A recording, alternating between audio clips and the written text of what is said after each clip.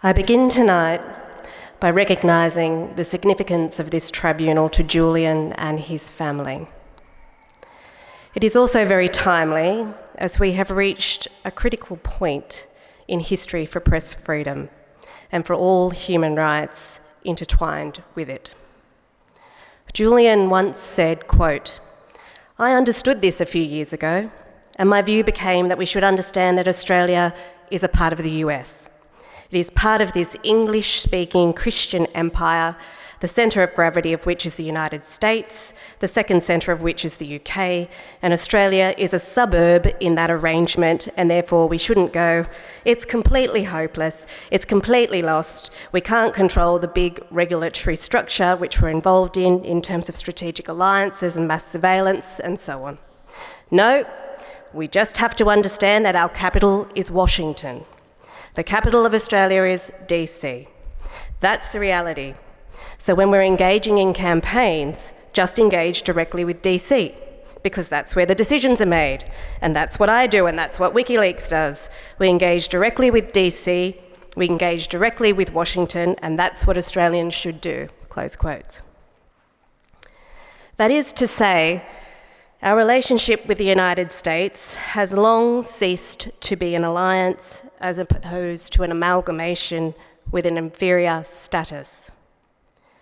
Julian's proposition is validated by the Freedom of Information documents I've obtained and examined over almost a decade. Unfortunately, our intelligence agencies, whose records would be of great interest, are exempt from the FOI legislation. When I started preparing for tonight, I ended up with a story too long to tell here. It will be published on Declassified Oz this evening, and I invite you to read it there. It tells a story, not the whole story, of institutionalised prejudgment, perceived rather than actual risks, and complicity through silence. My inference from the records I've examined is that our government's real policy on Julian's persecution is complicit in activity in deferring to the US. Inaction is the policy. An example is Julian withdrawing his consent for the use and disclosure of his personal information on the 13th of June 2019. The Department of Foreign Affairs and Trade has always been aware of the reasons. His lawyers wrote to the Australian High Commission on the 24th of October 2019, pointing out his general entitlement to confidentiality for medical information and explaining why he didn't want Belmarsh to disclose it. That letter is discussed on Julian's consular file. At no stage did Julian block or refuse consular assistance. In fact, during a visit by consular officers on the 1st of November 2019, after he withdrew his consent, Julian raised his concerns about false reports from DFAT in the media that he had rejected offers of consular visits. They told him the issue of consular visits was raised during Senate estimates, and the department responded that 4 offers of consular visits had been made and not been responded to. But the media reported that he had blocked consular visits. 4 years later, in Senate estimates on the 16th of February this year, our Foreign Minister is perpetuating this mistruth by saying that Julian, quote, "does not want consular representation at this stage from the Australian government," close quote. The record shows this is wrong. There's no impediment to consular officers visiting Julian in prison. They have done so after he withdrew consent for medical information disclosure, and they've also contacted prison authorities about his health and well-being. The documents prove the misrepresentation, whether careless or deliberate. Individuals direct a state. For every reasonable request that has been disregarded, for chairs that have remained empty when they required the presence of active observers, for every international law finding ignored, for every record that remains uncorrected, for turning away when an Australian life has been threatened, and for the silence that has descended in the face of injustice, I say to many former and current senior public servants and ministers across many departments that you may have no shame now, but history will hold you accountable.